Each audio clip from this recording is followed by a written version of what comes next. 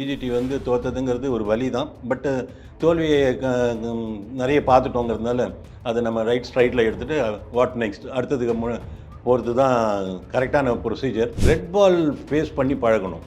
நீங்கள் ஆடுறது பூரா ஒயிட் பால் ஆடுறீங்க. ஒயிட் பால் கிரிக்கெட்டை வச்சு ரெட் பால் கிரிக்கெட்டுக்கு டீம் எடுக்கிறீங்க. நீங்கள் 4 ஓவர் போடுற ஒரு பவுலரை பார்த்து பிரமாதமாக போடுறாமான்னு சொல்லிட்டு ஒரு நாள் பூரா போடணும். அங்கே டோட்டலி டிஃப்ரெண்ட்டுங்க. T20யில் ஒரு பர்ஃபார்ம் பண்ணுறதுக்கு ஒரு ஒன் டேயில் எடுத்திங்கன்னா 10 ஓவர் தான் மேக்ஸிமம். அது அந்த 10 ஓவர் போடக்கூடிய ஒரு பவுலரை அந்த 10 ஓவர் கூட ஃபுல்லாக போடுவாரா தெரியாது. பேட்ஸ்மேன்னா ஒரு நாள் பூரா நின்று ஆடக்கூடியது டெம்பரமெண்ட் இருக்கா? ஏன்னா நீங்கள் அதுக்கப்புறம் தான் பிச்சு, அதுக்கப்புறம் தான் ஆட்டம், அந்த பிச்சுக்கு ஏற்ற மாதிரி அட்ஜஸ்ட்மெண்ட்டு, அதெல்லாம் டெக்னிக். அடிப்படையாக நீங்கள் தயாராக லாங் இன்னிங்ஸ் ஆடுறதுக்கோ, லாங் டியூரேஷன் போலிங் போடுறதுக்கோ, ஒரு லாங் டியூரேஷன் கிரிக்கெட் ஆடுறதுக்கு நீங்கள் தயாரானுங்கிறத பார்க்கறதுக்கு தான் அந்த ரெட் பால் ப்ராக்டிஸ் பண்ணணுங்கிறது. டொமஸ்டிக் கிரிக்கெட் ஆடணும்னு சொல்கிறீங்களே, ஆடுறவங்களுக்கு நீங்கள் சான்ஸ் கொடுக்குறீங்களா? ஆடுறவங்களை டீமில் எடுத்தீங்கன்னா 11ல் கொடுக்குறீங்களா அப்படின்னு பார்த்தா இல்லை. அப்போ எதுக்கு இந்த முதல் வார்த்தை சொல்கிறதுக்கும் ரெண்டாவது எக்ஸிக்யூஷனுக்கும் சிங்க் ஆக மாட்டேங்குது. இதை நீங்கள் எதிர்பார்க்குறீங்கன்னா இது நடக்கணும். டிராவிட் பண்ணணுன்னு கம்பீரை நீங்கள் எடுத்தது கரெக்டாக இல்லையாங்கிறது ஒரு டிபேட். அது ஒரு சப்ஜெக்ட். அவருக்கு அந்த இடத்துக்கு சூட்டபிள் ஆள் தானா அப்படின்னு நீங்கள் பார்த்தீங்கன்னா சூட்டபிள் ஆள் இல்லை. எதை வச்சுன்னு நான் சொல்கிறேன்னா, அவருக்கு கோச்சாக இருந்து அனுபவம் இல்லை. கேகேஆருக்கு கூட அவர் மென்டாராக தான் இருந்தார். கோச் வந்து சந்திரகாந்த் பண்டிட் தான். ஸோ அவர் கோச்சாக இருந்த அனுபவம் கிடையாது. ஆஸ் எ கேப்டன் ட்ராஃபி அடிச்சிருக்காரு. வாஷிங்டன் சுந்தர் ஆடுறாரு. வாஷிங்டன் சுந்தர் யாரோட பெட்டாக இருப்பாருன்னு நீங்கள் எதிர்பார்த்தீங்கன்னா கம்பீரோட பெட்டாக இருக்கிறதுக்கு வாய்ப்பு இருக்குது. ஏன்னா ரோஹித் சர்மாவுக்கு வந்து ஒரே ஒரு ஸ்பின்னர் தான் ஆடணும்னு வந்தால் அவர் ஜடேஜாவை தான் ஆடிப்பார். ஆஸ்திரேலியாவோட போலிங் கோச் தெரியுமா? ஃபீல்டிங் கோச் தெரியுமா? யாரும் தெரியும், நம்மளுக்கு தெரியாது. ஏன்னா அவங்களுக்கு அங்கே விளம்பரப்படுத்துறது இல்லை. செயல்பட போகிறது யார்? இந்த 11 பேர் ஃபீல்டில் போய் பண்ண போகிறோம். உள்ளே இருக்கிற 1008 ஐடியா கொடுத்தோன்னா எக்ஸிக்யூட் பண்ண போகிறோம் இவன் தான். பேச்சு பூரா இந்த 11 பற்றி தான். நீங்கள் எதுக்கு இவனை பற்றி பேசணும்? குறைந்த விலை, நிறைந்த தரம், தங்கள் தேவைகள் அனைத்தும் ஒரே இடத்தில். ஜெயச்சந்திரன். தேசத்தின் நம்பிக்கை மாத இதழ் அப்பா பதிப்பகம் இணைந்து வழங்கும் நேர்மையாளர் சகாயம் IAS அவர்களின் அனுபவ பதிவில் கடைசி தரையில் கண்டாங்கி சேலை சென்னை புத்தக கண்காட்சியில் விற்பனையாகி கொண்டிருக்கிறது. சார் வணக்கம். சார் வணக்கம். ஃப்ராங்க்லின். என்ன எப்படி இருக்கீங்க? நல்லா இருக்கேன். நீங்கள் எப்படி இருக்கீங்க? நல்லா இருக்கேன் சார். எல்லாரும் கொஞ்சம் காலத்துக்கு தான் அந்த ஒவ்வொரு தொடரையும் ஞாபகம் வச்சிருப்போம்னு நினைக்கிறேன். பிஜிடி மக்கள் மனதில் இன்னும் அந்த வலி இருந்தாலும் அதுலேருந்து கடந்து போயே ஆகணும் அப்படின்ற ஒரு நிலைமை வந்திருக்கு. ஏன்னா இந்தியாவுக்கு வந்து அந்த இந்திய மக்களுக்கு வந்து தோற்று போயிட்டு அதை அனுபவிக்கிற வழி நிறையா இல்லை. ஏன்னா 2019 செமிஃபைனல் லாஸ்ட், அடுத்து 2022 ஃபைனல், அது மாதிரி தொடர்ந்து தோல்வியில் சந்திச்சுட்டு தான் இருக்கும். அதே மாதிரி இந்த பிஜிடியும் தோல்வியை சந்திச்சாச்சு. மூவ் ஆன் ஆகி போயிடணும்னு நினைக்கிறேன். எல்லாரும் எதிர்பார்க்கக்கூடிய 2025 சாம்பியன்ஸ் டிராஃபி மினி வேர்ல்டு கப்னே சொல்லலாம். பாகிஸ்தானில் நடக்குது. பட் இந்தியாவுக்காக துபாயில் மாற்றப்பட்டிருக்கு. இந்தியாவோட மேட்சஸ் மட்டும் எப்படி இருக்க போகுதுன்னு நினைக்கிறீங்க சார்? ஓவரால் இன்னும் டீம் அனௌன்ஸ் பண்ணல. பட் இந்த 15 தான் ஆடுவாங்க, இந்த 11 தான் ஆடுவாங்கன்னு நமக்கு ஒரு கணிப்பு இருக்குது. அப்படி இருக்கும்போது எப்படி இருக்க போகுது சார்? அது நல்லா கரெக்டாக ஒரு பீடிகை ஒன்று கொடுத்தீங்க அதுக்கு.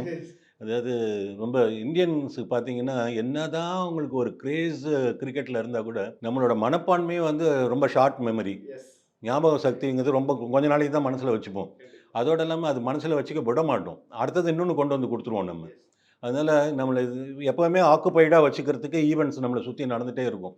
இப்போ வந்து நீங்கள் கரெக்டாக சொன்னீங்க, இந்த பிஜிடி வந்து தோத்ததுங்கிறது ஒரு வலி தான். பட்டு தோல்வியை நிறைய பார்த்துட்டோங்கிறதுனால அதை நம்ம ஸ்ட்ரைட்டில் எடுத்துகிட்டு வாட் நெக்ஸ்ட் அடுத்ததுக்கு போகிறது தான் கரெக்டான ப்ரொசீஜர். இப்போ நீங்கள் கேட்ட மாதிரி அடுத்தது சாம்பியன்ஸ் ட்ராஃபி வருது. பட் அதுக்கு முன்னாடி இங்கிலாந்து சீரீஸ் ஒன்று வருது. ஒன் டே ஆடுறாங்க, T20 ஆடுறாங்க. ஸோ அதில் டீம் எப்படி செலக்ட் பண்ணுவாங்கங்கிறத பார்த்துட்டு சாம்பியன்ஸ் ட்ராஃபியோட டீம் அமையுங்கிறது அபிப்பிராயம். கொஞ்சம் இப்போ இருக்கிற நீங்கள் பார்த்தீங்கன்னா டெஸ்ட் டீமை மனசில் வச்சுட்டு நீங்கள் பார்த்தீங்கன்னா நிறைய ரீவேம்ஸ் இருக்கும், நிறைய சேஞ்சஸ்லாம் இருக்கும்னு தோணுது. சார் காம்பீர் வந்து டெஸ்ட் சீரிஸ் தோற்ற பிறகு ஒரு ப்ரெஸ் மீட் கொடுக்குறாரு. அங்கே வந்து பிளேயர்ஸ் எல்லாருமே வந்து இண்டிவிஜுவலாக இருக்கக்கூடாது, டீமாக ஒர்க் பண்ண போகிறோம், நிறையா மாற்றங்கள் வரப்போகுது, டீமுக்கான மாற்றங்கள் வரும் அப்படின்ற ஒரு வார்த்தையும் யூஸ் பண்ணியிருந்தார். ஸோ அப்படி இருக்கும்போது அவர் ஒரே ஒரு ரெக்வஸ்ட் வச்சார், எல்லாருமே போய் லோக்கல் கிரிக்கெட் ஆடணும் அப்படின்ற ஒரு இதுவும் வச்சுருந்தார். ரஞ்சி இந்தியாவில் ஆடும்போது அதோட பிச்சர்ஸ் நமக்கு தெரியும். நியூசிலாந்து சீரீஸை தவிர எந்த சீரீஸுமே இந்தியா பேட்ஸ்மேன் வந்து ஸ்ட்ரகிள் பண்ணி நம்ம பார்க்கல. ஏன்னா இங்கே ஃப்ரெண்ட் ஆஃப் த விக்கெட் ஈஸியாக ஆடிட முடியும். பட் ஆஸ்திரேலியா, நியூசிலாந்து அங்கே போய் ஃப்ரெண்ட் ஆஃப் த விக்கெட் ஆட முடியாதுல்ல. என்ன இதை ஒரு மென்டலி வந்து இங்கே ரஞ்சினா ஓட்ட போய் 800 ரன்னும் அடிப்பாங்க அப்படின்ற ஒரு இதுவும் இருக்குல்ல. ஏன் அந்த லோக்கல் டெஸ்ட் ஆடணுன்ற ஒரு இது வைக்கிறார்? இல்லை அப்படி இல்லை. அதாவது மெயினாக வந்து அவர் சொல்கிறதுக்கு காரணம் என்னென்னா அந்த ரெட் பால் ஃபேஸ் பண்ணி பழகணும். நீங்கள் ஆடுறது பூரா ஒயிட் பால் ஆடுறீங்க. ஒயிட் பால் கிரிக்கெட்டை வச்சு ரெட் பால் கிரிக்கெட்டுக்கு டீம் எடுக்கிறீங்க. நீங்கள் 4 ஓவர் போடுற ஒரு பவுலரை பார்த்து பிரமாதமாக போடுறாமான்னு சொல்லிட்டு ஒரு நாள் பூரா போடணும் அங்கே. டோட்டலி டிஃப்ரெண்ட்டுங்க. T20ல ஒரு பெர்ஃபார்ம் பண்ணுறதுக்கு ஒரு ஒன் டேயில் எடுத்திங்கன்னா 10 ஓவர் தான் மேக்ஸிமம். அது அந்த 10 ஓவர் போடக்கூடிய ஒரு பவுலரை அந்த 10 ஓவர் கூட ஃபுல்லாக போடுவாரா தெரியாது. அந்த மாதிரி ஒரு 10 ஓவர் மேக்ஸிமம் ஆஃப் 10 ஓவர்ஸ் போடக்கூடிய ஒரு பவுலரை ஒரு 2 டேஸுக்கு பவுலிங் போடுறதுக்கு ஒரு இடத்துக்கு நீங்கள் கூட்டிகிட்டு போனீங்கன்னா அவர் தாங்குவாரா, அதுக்கு அவருக்கு பொருத்தமான ஆள் தானா அப்படிங்கிறத எவாலுவேட் பண்ணுறது முடியாது. அதனால தாங்க நீங்கள் விக்கெட்டுங்கிறது வேறு விஷயம். பட் ரெட் பாலில் போடக்கூடியவங்களுக்கு ஸ்டெமினா இருக்கா? நீங்கள் முதல்ல ஒரு பவுலர்னு எடுத்திங்க நின்று அப்போ போடக்கூடிய ஸ்டெமினா இருக்கா? பேட்ஸ்மேன்னா ஒரு நாள் பூரா நின்று ஆடக்கூடியது டெம்பரமெண்ட் இருக்கா? ஏன்னா நீங்கள் அதுக்கப்புறம் தான் பிச்சு, அதுக்கப்புறம் தான் ஆட்டம், அந்த பிச்சுக்கு ஏற்ற மாதிரி அட்ஜஸ்ட்மெண்ட்டு, அதெல்லாம் டெக்னிக். அடிப்படையாக நீங்கள் தயாரா லாங் இன்னிங்ஸ் ஆடுறதுக்கோ, லாங் டியூரேஷன் போலிங் போடுறதுக்கோ, ஒரு லாங் டியூரேஷன் கிரிக்கெட் ஆடுறதுக்கு நீங்கள் தயாரானுங்கிறத பார்க்கறதுக்கு தான் அந்த ரெட் பால் ப்ராக்டிஸ் பண்ணணுங்கிறது. நீங்கள் கரெக்டாக சொன்னீங்க. அந்த பாயிண்ட் வந்து நல்ல வேலிட் பாயிண்ட். பிச்சை பொறுத்த வரைக்கும் நீங்கள் பார்த்தீங்கன்னா இங்கே முட்டிக்கு மேலே வராது. இந்த மாதிரி ஆடி ஆடி பழக்கப்பட்டவங்க இப்படி ஆடினவங்க இங்கே ஆடணும். அதுக்கு நீங்கள் தயார் பண்ணிக்கணும். நீங்கள் அதுக்கேற்ற மாதிரி இப்போலேருந்தே நீங்கள் வந்து இப்போ நீங்கள் பிஜிடியில் வந்து சாயம் வெளுத்து போச்சா, இப்போ என்னதான் நீங்கள் என்ன பண்ணணுன்னா ரஞ்சி ட்ராஃபியில் கூட க்ரீன் டாப்ஸ் கொடுத்து ஆட வைக்கணும். அந்த மாதிரி ஆட வச்சிங்கன்னா கொஞ்சம் கொஞ்சமாக இம்ப்ரூவ் பண்ணலாம் அதை. இன்னொன்று கூட டாக்டிக்கலி இவங்க பண்ண ஒரு தப்பு என்னன்னு கேட்டிங்கன்னா, பிஜிடிக்கு இவங்க போயிட்டு இவங்க வந்து இவங்க கையில் தான் இருக்குது. அந்த எந்த கிரவுண்டில் ஃபர்ஸ்ட் ஆட போகிறோம், செகண்ட் எந்த டெஸ்ட்டு, தேர்ட் டெஸ்ட்டுங்கிறது ஷெடியூல் வந்து அந்த கிரிக்கெட் ஆஸ்திரேலியா பண்ணாலும், எனக்கு ஒரு ஃபஸ்ட்டு டெஸ்ட்டுக்கு முன்னாடி எனக்கு ஒரு 2 மேட்ச் ப்ராக்டிஸ் மேட்ச் வேணும் அப்படின்னு இவங்க தான் கேட்கணும். இவங்க கேட்கணும். ஏன்னா கெஸ்ட்டு இவங்க அங்கே கெஸ்ட்டு, இவங்களுக்கு என்ன வசதி வேணும்னு இவங்க கேட்கணும். எனக்கு வந்து ஃபஸ்ட் டெஸ்ட் பெர்த்தில் ஆடினாங்க. பெர்த்துக்கு ஆடுறதுக்கு முன்னாடி எனக்கு 2 ப்ராக்டிஸ் மேட்ச் வேணும். 1 கொடுத்தாங்க. ஒரு போர்ட் பிரசிடென்ட் 11க்கு அகேன்ஸ்டாக 1 ஆடினாங்க. இன்னொரு மேட்ச் ஆடணும், 2 மேட்ச் ஆடணும். அதே மாதிரி 5 டெஸ்ட் சீரீஸ் போகிறாங்க. ஒரு 2 டெஸ்ட்டோ 3 டெஸ்ட்டோ முடிஞ்சோன்னா மறுபடியும் ஒரு ப்ராக்டிஸ் மேட்ச் வைக்கணும். முன்னாடிலாம் அப்படி தான் இருக்கும். இங்கிலாண்டில் 5 டெஸ்ட்டு ஆட போனாங்கன்னா குறைஞ்சது ஒரு 3-4 ப்ராக்டிஸ் மேட்சஸ் இருக்கும். நீங்கள் அந்த மாதிரி ப்ராக்டிஸ் மேட்சஸில் தான் நீங்கள் ஒரு புது பையனை உள்ளே எடுத்துகிட்டு போயிட்டு டெஸ்ட்டில் டைரெக்டாக 11ல் எடுக்க முடியாது. உதாரணத்துக்கு அபிமன்யு ஈஸ்வரன் எடுத்துகிட்டு போயிருக்கீங்க. பிரசிடென்ட் 11க்கு அகேன்ஸ்ட் ஆடி 2 இன்னிங்ஸ் ஆடி ஃபெயில் ஆகிட்டாங்கிறதுனால 5 டெஸ்ட் மேட்ச்சில் ரூல் அவுட் பண்ணிட்டீங்க. பட் அவர் எதுக்காக எடுத்துகிட்டு போனீங்க? இங்கே டொமஸ்டிக்கலில் வந்து ரெட் பால் கிரிக்கெட்டில் பிரமாதமாக ரன் அடிச்சிருக்காருங்கிறதுனால தான் எடுத்துகிட்டு போனீங்க. நீங்கள் ரெட் பால் கிரிக்கெட்டில் நல்லா ரன் அடிச்சிருக்கிற ஒரு ஆளுன்னு எடுத்துகிட்டு போயிட்டு 2 இன்னிங்ஸில் ஃபெயில் ஆனோன்னு அவரை திரும்பியே பார்க்கல ஒரு பக்கம். ஸோ இது வந்து சரியான பாலிசி கிடையாது. நீங்கள் எந்த பர்பஸுக்காக ஒருத்தர் எடுக்கிறீங்களோ அந்த பர்பஸை எக்ஸிக்யூட் ஆச்சான்னு பார்த்தீங்கன்னா இல்லை. நான் எதுக்கு சொல்ல வரேன்னா, நீங்கள் அந்த மாதிரி ஒரு டொமஸ்டிக் கிரிக்கெட் ஆடணும்னு அவங்க இன்சிஸ்ட் பண்ணுறதுக்கு காரணம் இதுதான் மெயினாக. பட் அதை சொல்லும்போது டொமஸ்டிக் கிரிக்கெட் ஆடுறவங்களுக்கு இவங்க சான்ஸ் கொடுக்குறாங்களா? அந்த டொமஸ்டிக் கிரிக்கெட் ஆடணும்னு சொல்கிறீங்களே, ஆடுறவங்களுக்கு நீங்கள் சான்ஸ் கொடுக்குறீங்களா? ஆடுறவங்கள டீமில் எடுத்தீங்கன்னா 11ல் கொடுக்குறீங்களா அப்படின்னு பார்த்தா இல்லை. அப்போ எதுக்கு இந்த முதல் வார்த்தை சொல்கிறதுக்கும் ரெண்டாவது எக்ஸிக்யூஷனுக்கும் சிங்க் ஆக மாட்டேங்குது. இதை நீங்கள் எதிர்பார்க்குறீங்கன்னா இது நடக்கணும். அப்போ தான் இதை நீங்கள் எதிர்பார்க்க முடியும். சும்மா சொல்கிறதுல வந்து டொமஸ்டிக் ஆடணும்னு சொல்கிறதுல ஒன்றும் அர்த்தம் கிடையாது இல்லையா? ஓகே. ஸோ இங்கே எனக்கு 2 கொஸ்டின் எழுதுது. நான் வந்து இங்கே காம்பீர் பற்றி நிறையா பேசணும்னு நினைக்கிறேன். ஏன்னா ஒரு தொடர்ந்து டெஸ்ட்டு மேட்சுகள் அவருக்கு ஒரு பெரிய ரெக்கார்டு இல்லை. கோச் ஆகி இந்தியாவோட கோச் ஆகி பெரிய ரெக்கார்டு இல்லை. முதல் முறையாக ஸ்ரீலங்காவில் போய் 27 வருஷத்துக்கு அப்புறம் ஸ்ரீலங்காவில் ஓடிஎஸ் தொடரும். நியூசிலாந்தில் அதே மாதிரி 20 வருஷத்துக்கு மேலே ஐ திங்க் நியூசிலாந்து இந்தியாவில் டெஸ்ட்டு தோக்குறோம். அதுவும் 3-0ன்னு தோக்குறோம். அடுத்து ஆஸ்திரேலியாவில் 10 வருஷத்துக்கு அப்புறம் ஒரு சீரீஸ் தோக்குறோம். ஒரு சிறந்த கோச் அவர் இல்லை அப்படின்ற ஒரு இது எழுந்துக்கிட்டு இருக்கு. இந்த இடத்துல வந்து என்னதான் வந்து கோச் என்னதான் பண்ணுவாருன்னு இருக்கும்போது எடுக்கிறதே கோச் அதுக்காக தானே. ஒரு ஹெட் கோச்சுன்றப்ப ஒரு ஆளுமை அவருக்கு வந்து அந்த 15 பேர் ஒரு 20 பேரை வந்து அவர் வழி நடத்தணும். அடுத்து கேப்டன் சொல்கிறதுக்கு அவரோட அட்வைஸும் இருக்கணும். ஒரு பிளேயிங் 11 கேப்டன் கொடுக்கும்போது அதில் அவரோட அட்வைஸும் இருக்கிறது தானே ஒரு கோச்சோட இது. அப்புறம் பிளேயிங் 11லேயே தப்பு பண்ணிட்டாரு. ஒரு ஹர்ஷித் ராணாவை முன்னாடி வச்சுட்டு அடுத்து ஆகாஷ் தீபாவை வச்சதுக்கு பிரசித் கிருஷ்ணா பிரம்மாண்டமாக லாஸ்ட்டு 5th மேட்ச்சை போட்டார். ஸோ அவருக்கு அந்த 4 மேட்ச் அவர் அவாய்ட் பண்ணி வச்சுருந்தாங்க. முகேஷ் குமார் இந்தியாவோட ஏக்கும் ஆஸ்திரேலியா ஏல பிரம்மாண்டமாக போட்டுட்டு இருந்தவரை அவரை ஓரம் கட்டி வச்சுருந்தாங்க. ஸோ இப்படி நிறையா எரர்ஸ் வந்து பிளேயிங் 11 இருந்துச்சு. ரோஹித் சர்மா வந்து கடைசி மேட்ச் தான் அவர் நல்லா ஆடலைன்னு விலகிறப்ப முன்னாடியே அவரை உட்கார வச்சுருந்துருக்கலாம். ஏன்னா அவர் புவர் பேட்டிங் நியூசிலாந்துலேருந்து அவர் புவர் பேட்டிங்கில் இருக்கும்போது நீங்கள் அப்பயே பும்ராவே கேப்டன் ஆக்கியிருக்கலாம். ஆனால் பல கொஸ்டின் எழுதுல காம்பீர் மேலே. இதெல்லாம் எப்படி பார்க்கலாம்? கம்பீரை வந்து நீங்கள் டிராவிட் பண்ணோன்னா கம்பீரை நீங்கள் எடுத்தது கரெக்டாக இல்லையாங்கிறது ஒரு டிபேட். அது ஒரு சப்ஜெக்ட். அவருக்கு அந்த இடத்துக்கு சூட்டபிள் ஆள் தானா அப்படின்னு நீங்கள் பார்த்தீங்கன்னா சூட்டபிள் ஆள் இல்லை. எதை வச்சுன்னு நான் சொல்கிறேன்னா, அவருக்கு கோச்சாக இருந்த அனுபவம் இல்லை. கேகேஆருக்கு கூட அவர் மென்டாராக தான் இருந்தார். கோச் வந்து சந்திரகாந்த் பண்டிட் தான். ஸோ அவர் கோச்சாக இருந்த அனுபவம் கிடையாது. ஆஸ் எ கேப்டன் ட்ராஃபி அடிச்சிருக்காரு. கோச்சாக இருந்த அனுபவம் இல்லாத ஒரு ஆளை ஒரு நேஷ்னல் சைடுக்கு கோச்சாக எடுத்ததுங்கிறது தப்பு. ஆரம்பம் தப்பு. இது ஒரு தனி சப்ஜெக்ட். இந்த சப்ஜெக்டில் ரெண்டே கேள்வி, ஒரே கேள்வி, இவரை எடுத்தது சரியா தப்பா அப்படின்னா தப்பு. அவ்வளோதான். அந்த சப்ஜெக்ட் போயிடுச்சு. எடுத்துட்டீங்க. எடுத்ததுக்கப்புறம் அவர்கிட்ட நம்ம எதிர்பார்க்குறோம், அவருக்கு நம்ம எப்படி கோஆப்ரேட் பண்ண போகிறோம் அப்படிங்கிறது தான் இருக்குது. அவருக்கு கோஆப்ரேட் பண்ணாங்களா, இது கேள்வி. அதாவது கோஆப்ரேட் பண்ணுற அளவுக்கு அவர் நடந்துக்கிட்டாரா, அது ஒரு கேள்வி. ஏதாவது கோழியிலேருந்து முட்டை வந்ததா, முட்டையிலேருந்து கோழி வந்ததா, தான் இது விடை காண முடியாத ஒரு விசித்திரம் இது. அதனால் நீங்கள் இது பார்த்தீங்கன்னா இவரோட ஸ்ட்ராட்டஜிஸ் எல்லாம் முழு முழுசாக கேப்டனால் ரோஹித் சர்மா வச்சுக்கோங்க. ஏன்னா பும்ரா பண்ண வரைக்கும் ஜெயிச்சார் ஃபஸ்ட்டு டெஸ்ட்டு சொல்கிறேன். அதுக்கப்புறம் ரோஹித் சர்மா வந்த உடனே கம்பீரோட ஸ்ட்ராட்டஜிஸ் எல்லாத்தையும் அவர் ஏற்றுக்கிட்டாரா, அதெல்லாம் செயல்படுத்தினாரா, செயல்படுத்தி தான் ஃபெயில் ஆச்சா அப்படிங்கிறது தெரியாது. ஒருவேளை கம்பீர் ஒன்று சொல்லி அதை நான் பண்ண மாட்டேன்னு சொல்லிட்டு இவர் செஞ்சுருந்தாருன்னா நமக்கு தெரியாது. கம்பீரோட சொன்ன விஷயங்களை இவர் செயல்படுத்தினதுனால தோத்தாங்க அப்படின்னா முதல் மேட்ச் தோத்தாச்சு இல்லை, அவள் அடுத்த மேட்ச்சு உன்னோட இதை நீ காட்டு ஆஸ் அ கேப்டன். இப்போ வந்து கோலி கும்பளே கோச்சாக இருக்கும்போது கோலிக்கும் கும்பளேக்கும் ஒத்து வரல. கோச்சை மாற்றுன்னு சொன்னார் அவர். அங்கே பாருங்கள், அங்கே வந்து இந்தியன் கேப்டன் கோச்சை மாற்ற சொல்லி போர்டுக்கு சொல்லி கோச்சை மாற்றினாங்க. கோச் இல்லாமல் ஒரு சீரீஸே விளையாண்டார். எனக்கு ஆடினார். எனக்கு அவரோட ஒத்து வரல, அவரை நீ மாற்றுன்னு சொல்லி ஒரு சீரீஸ் ஆள் இல்லாமலே ஆடி கோச் இல்லாமல் ஆடினார். அதுக்கப்புறம் அந்த கோச் மாற்றப்பட்டார். கேப்டன் சொல்லி கோச் மாற்றப்பட்டார். இங்கே கோச் சொல்லி கேப்டன் மாற்றப்படுகிறார். நீங்கள் பாருங்கள், அப்போது யார் மேலே தப்பு? நீங்கள் இது வந்து ஒரு $1 மில்லியன் கொஸ்டின். நம்ம வெளியிலேருந்து வந்து அதை பார்த்துட்டு பேசிகிட்டு இருக்கோமே தவிர இதுக்கு நம்மளுக்கு இது காதில் கேட்கல எதுவுமே. அங்கே உள்ளே நடந்தது என்னங்கிறது. இப்போ உதாரணத்துக்கு வந்து உங்ககிட்ட வந்து 105 டெஸ்ட் மேட்ச் ஆடின ஒரு மாபெரும் ஒரு ஸ்பின்னர் இருக்கார். 537 விக்கெட் எடுத்துகிட்டு உள்ளே உட்காந்துருக்காரு. ஃபஸ்ட்டு டெஸ்ட்டு உங்களோட பெஸ்ட் 11 போனோமா இல்லையா? அவரை ட்ராப் பண்ணுறீங்க. வாஷிங்டன் சுந்தர் ஆடுறார். வாஷிங்டன் சுந்தர் யாரோட பெட்டாக இருப்பாருன்னு நீங்கள் எதிர்பார்த்தீங்கன்னா கம்பீரோட பெட்டாக இருக்கிறதுக்கு வாய்ப்பு இருக்குது. ஏன்னா ரோஹித் சர்மாவுக்கு வந்து ஒரே ஒரு ஸ்பின்னர் தான் ஆடணும்னு வந்தால் அவர் ஜடேஜாவை தான் ஆடிருப்பார், அல்லது அஸ்வின் ஆடிருப்பார். 3வது ஆப்ஷன் தான் சுந்தர் வச்சுருப்பார்.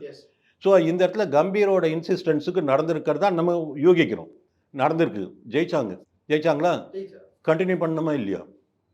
அடுத்த மேட்ச் எப்படி அஸ்வின் உள்ளே வந்தார்? ஸோ நீங்கள் இது எல்லாமே நீங்கள் டோட்டலாக பார்த்தீங்கன்னா ஒரு கேப்டனுக்கும் ஒரு கோச்சுக்கும் ஒரு எந்த வித அக்ரிமெண்ட்டும் இல்லை. அவங்களுக்குள்ள எந்த புரிதலும் இல்லாமல் இந்த ஜெல்லே ஆகாமல் நடைபெற்ற ஒரு சீரீஸ் இது. பட் ரோஹித்தும் காம்பீரும் ஓரளவு ஃப்ரெண்ட்ஷிப்பில் நல்ல க்ளோஸில் தானே சார் இருந்தாங்க? அதெல்லாம் சாயங்காலம். ஓகே. இல்லை, ரொம்ப வருஷமாகவே அந்த கோலியும் காம்பீரும் ஒரு மாதிரி, சாரி, ரோஹித்தும் காம்பீரும் ஒரு மாதிரி ஃப்ரெண்ட்ஷிப் அந்த இதில் தானே இருந்தாங்க. அது கோச்சா ஒன்றா விளையாடினவங்க தானே அவங்க. அதனால அதெல்லாம் நீங்கள் என்ன அது பார்த்தீங்கன்னா சில இடத்துல வந்து சீனியர்ஸ் ஹேண்டில் பண்ணுறது கஷ்டமாயிடும். ரொம்ப தெரிஞ்சவங்களை ஹேண்டில் பண்ணுறது கஷ்டமாயிடும். நீங்கள் வந்து என்னோட ரொம்ப க்ளோஸ் ஃப்ரெண்டு, உங்ககிட்ட நான் ஒரு விஷயத்த சொல்லி அதெல்லாம் பண்ண முடியாது சார், விட்டுருங்க சார் அப்படின்னு நீங்கள் சொன்னீங்கன்னா உங்களை நான் ஓவர் பவர் பண்ண முடியாது. நான் சொல்கிற விஷயங்கள் கரெக்டாக இருந்து அதை பண்ண மாட்டேன்னு நீங்கள் சொல்கிறது தவறாக இருந்தால் கூட நீங்கள் அந்த மாதிரி என்கிட்ட சொல்லும்போது நான் உங்களை ஓவர் பண்ண முடியாது. ஃப்ராங்க்லின் பண்ணி தான் ஆகணும் அப்படின்னு உங்ககிட்ட நான் சொல்ல முடியாது. ஏன்னா நீங்கள் என் ஃப்ரெண்டு. இன்னொருத்தராக இருந்தால் நம்ம அவருக்கு வந்து அவ்வளோ அறிமுகம் இல்லாத ஒரு ஆளை நான் ஆர்டர் பண்ணிடலாம். ஸோ ஜூனியர்ஸுக்கிட்ட நீங்கள் சொன்னீங்கன்னா கேட்பாங்க எஸ் சார் அப்படிம்பாங்க. நீங்கள் கோலிக்கிட்டையும் ரோஹித் சர்மா கிட்டையும் போயிட்டு எப்படி ஆடணும்னு சொல்லி கொடுக்கணும். எல்லாம் ஒன்றா விளையாடணும். எப்படி ஆடணும்னு நீங்கள் 2 காலை கொண்டு போய் முன்னாடி போய் பேட்டும் பேடும் க்ளோஸாக வரணும் அப்படின்லாம் சொல்லிக் கொடுக்க முடியுமா? அதெல்லாம் தெரியாமல இவ்வளோ நாள் ஆடி இருக்காங்க. சரி, ஸ்ட்ராட்டஜி சொல்லி கொடுக்குறீங்க. இந்த இடத்துல கொஞ்சம் ஃபாஸ்ட்டாக ஆடிக்கோ, இந்த இடத்துல கொஞ்சம் ஸ்லோவாக ஆடிக்கோ, இந்த இடத்துல கொஞ்சம் நின்று ஆடு, ரன்னுக்கு தேவையில்லை, இந்த இடத்துல ரன்னு தேவை, 10 ஓவர் 50 ரன்னு கொண்டு வா அப்படின்னு ஸ்ட்ராட்டஜி சொல்லலாம். அவர் ஒருவேளை அது சொல்லி செயல்படுத்தப்பட்டு இருந்தால் ஜெயிச்சிருக்கணும். அப்படி இல்லைன்னா இவர் சொன்னதை இவர் செஞ்சதுனாலே தோத்தாங்கன்னா, ஆமாம் நீ சொன்ன அதனால தோத்துட்டேன் அப்படின்னு சொல்லிட்டு அடுத்த மேட்ச்சில் அவர் சொன்னதை கேட்காம நீங்கள் ஜெயிக்கிறதுக்கு என்ன பண்ணுமோ பண்ணுங்களேன். ஸோ அது பண்ணலை. இப்போ நான் வந்து கம்பீர் பண்ணதெல்லாம் ரைட்டுன்னு நான் பேசலை. கம்பீர் மேலே முழு பிளேமை போட முடியாதுங்கிறதுனால பேசுகிறேன். அப்போது நீங்கள் ஒரு ரோஹித் சர்மா வந்து இப்போ உதாரணத்துக்கு நீங்கள் ஒரு இப்போ கூட ஒரு இன்னொரு இதில் சேனலில் பேசிகிட்டு இருந்தேன்.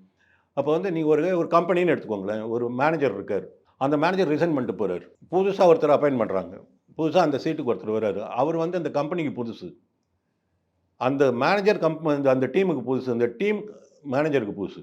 ஓகே, அவர் என்ன பண்ணுவார் வந்த உடனே, இவங்க யாரையுமே எனக்கு தெரியாது, நான் முதல் வந்து இங்கே உட்காடுறேன், நான் என்ன பண்ணுவேன், எனக்கு இங்கே இருக்கிற 10 பேரில் ஃப்ராங்க்லின் எனக்கு தெரிஞ்ச ஆள், அல்லது ஃப்ராங்க்லின் வந்து ஒரு மேனேஜர், அசிஸ்டன்ட் மேனேஜர்னு வச்சுக்கோங்க.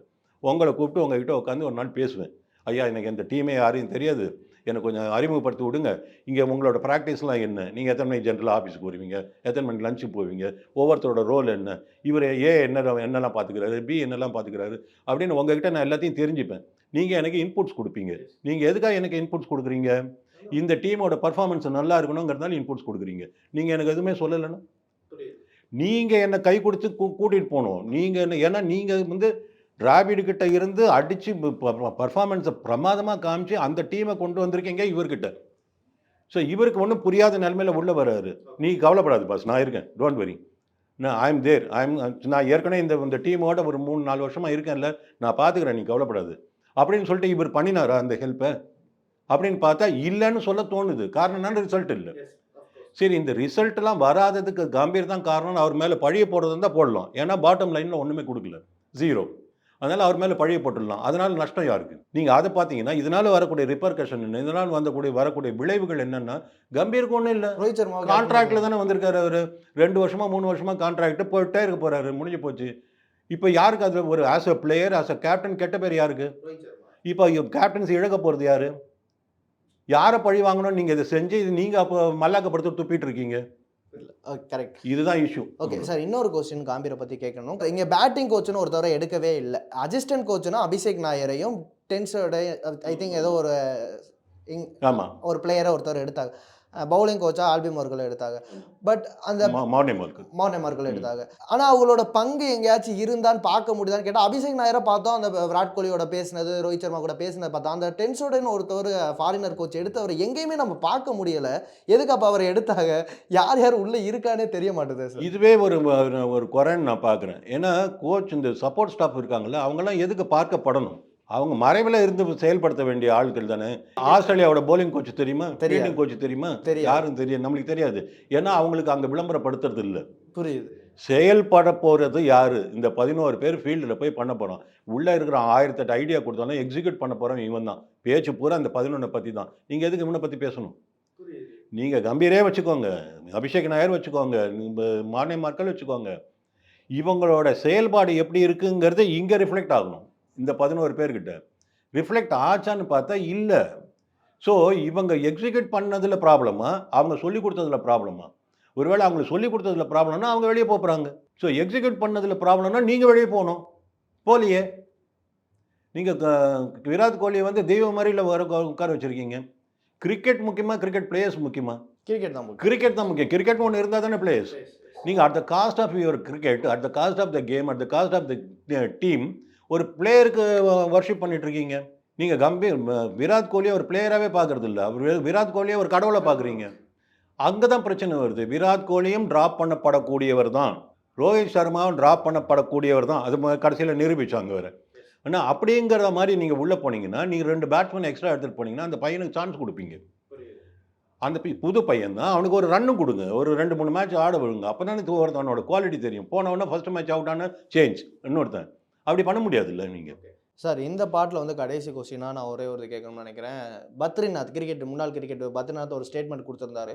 இதே சுப்மன் கில் இடத்துல தமிழ்நாடு பிளேயர்ஸ் ஒருத்தர் இருந்தால் இந்நேரம் அவரை வெளியில் அனுப்பியிருப்பாங்க. ஏன்னா அவரால் ரன்னும் அடிக்க முடியலை, பாலை பழசாக்கவும் முடியலை. ஆனால் இதே இடத்துல தமிழ்நாடு பிளேயர் இருந்தால் அவர் நேரம் வெளியே அனுப்பியிருப்பான்ற, அதை எப்படி பார்க்கலாம் சார் அந்த ஸ்டேட்மெண்ட்? கண்டிப்பாக அதாவது தமிழ்நாடு பிளேயர்னு எடுத்து நம்ம பேச வேண்டாம். அந்த மாதிரி பிரிவினையாக பேசணுங்கிறது இல்லை. அது எல்லாருமே நடக்குதுங்கிறது எல்லாருக்குமே தெரியும். அது கொண்டு வந்து நம்ம அந்த அழுக்கு துணியை போய் பப்ளிக்கில் போய் கழுவ வேணாம்ல, அப்படியே விட்டுடலாம். பட்டு வேற ஒருத்தருக்கு அந்த சலுகை காட்டப்பட்டிருக்கும் அப்படின்னு பார்த்தா, சலுகைகள் காட்டப்பட்டிருக்கு. இதுக்கு முன்னாடி டிராவிட் இருக்கும்போது கேஎல் ராகுலுக்கு இதே மாதிரி சலுகை காட்டப்பட்டது. லாங் ரன் அவ்வளோ சான்சஸ் வந்து ஒரு தமிழ்நாடு பிளேயருக்கு வேற ஒரு ஸ்டேட் ஒரு பிளேயருக்கு கொடுத்தா அவனும் அடிச்சிருப்பான். ஸோ அப்படி நீங்கள் தொடர்ந்து ஒருத்தருக்கு சான்ஸ் கொடுத்து போலிங் கொடுத்துட்டே இருந்தீங்கன்னா ஏதோ ஒரு இடத்துல ஒரு விக்கெட் எடுப்பாங்க. அந்த மாதிரி அதே மாதிரி நடந்திருக்கு. இப்போ வந்து கில்லுக்கு மட்டும் இது நடக்கலை, இதுக்கு முன்னாடி நடந்திருக்கு. ஸோ நீங்கள் கில் வந்து நீங்கள் கம்மிங் பேக் டு கில், அவர் வந்து இந்தியன் கிரிக்கெட்டோட செல்ல பிள்ளை. ஆமாம், பிரின்ஸ். அவர் வந்து பிரின்ஸோட வேலை என்ன, அவங்களே போய் வேலை செய்வாங்களா? மற்றவங்கள வேலை வாங்கி தானே பழக்கம். அதனால் ஜெய்ஸ்வால் நீ அடி ரன்னு, பந்த் நீ அடி, நான் பார்த்துட்ருக்கேன். நான் வந்து 15 20 ரன் அடிப்பேன், உடம்புல அழுக்குப்படாமல் போவேன். என்னைக்காவது ஒரு ட்ரெஸ்ஸு அழுக்காய் பார்த்துருக்கீங்களா? கடைசி அந்த 91 ரன் அடிச்சப்ப அழுகு போட்டு பார்த்தேன். அந்த மாதிரி அப்படி வருவேன், அப்படி போவேன், அமக்களமாக அப்படியே இருப்பேன், ஒரு ஃபோட்டோக்கு போஸ்ட் கொடுப்பேன், அந்த மாதிரி போவேன். அப்படின்னு தான் இருக்காரு. நவாப் பட்டாவடி, அன்சுமன் கைகாட்லாம் ராயல் ஃபேமிலியிலேருந்து வந்தவங்க. அவங்களாம் புரண்டு விழுவாங்க, அப்படி சகதி பண்ணிப்பாங்க உடம்ப. இவனு ஒன்றும் இல்லாமல் இப்போ ராஜா மாதிரி இருக்காரு அவர். ராஜா இல்லை, பிரின்ஸ், இளவரசராக இளவரசர். அந்த மாதிரி அப்படி இருக்கிற ஒரு ஆள் கண்டிப்பாக அவருக்கு கொடுக்குற சலுகைகள் மற்றவங்களுக்கு கொடுக்கப்பட்டிருக்காது. ரொம்ப ஓவராக தான் அவருக்கு சலுகைகள் கொடுக்கப்படுது. அவரோட பர்ஃபார்மன்ஸ் எல்லாம் வந்து ரொம்ப பேத்தட்டிக்காக இருக்கும். எப்படிப்பட்ட ஒரு ஆப்பர்ச்சுனிட்டி கிடைச்சிது அவருக்கு. இந்த நம்பர் 3 பொசிஷன் வந்து புஜாராவோட இடத்த சீல் பண்ணுறதுக்கு அப்படி ஒரு சான்ஸ் கிடைச்சிது. இழந்துட்டார். ஆனால் நீங்கள் ஒரு பக்கம் அவர் இழந்துட்டார்னு நம்ம சொல்லும்போது மறுபடியும் going back to selection policy பார்த்தீங்கன்னா ஒரு சாய் சுதர்ஷன் மாஞ்சி அடிச்சிட்டு இருக்காரு. அவருக்கு சான்ஸ் கொடுக்க மாட்டேங்கிறீங்க. கூட்டிகிட்டு போன ஈஸ்வரனுக்கு சான்ஸ் கொடுக்கல. ருத்துராஜ் கைக்வாடுன்னு ஒரு கிரிக்கெட்டர் இருக்காங்கிறதே மறந்துடுறீங்க. ஐபிஎல் வந்தால் நான் வராரு, அதுக்கப்புறமா ஆமாம் மறந்துடுறீங்க. இது என்ன எனக்கு புரியல. இதுதான் இப்படி இது பெரிய சக்கர வியூகம் தான். குறைந்த விலை நிறைந்த தரம் தங்கள் தேவைகள் அனைத்தும் ஒரே இடத்தில். ஜெயச்சந்திரன். தேசத்தின் நம்பிக்கை மாத இதழ் அப்பா பதிப்பகம் இணைந்து வழங்கும் நேர்மையாளர் சகாயம் IAS அவர்களின் அனுபவ பதிவில் கடைசி தரையில் கண்டாங்கி சேலை சென்னை புத்தக கண்காட்சியில் விற்பனையாகிக் கொண்டிருக்கிறது.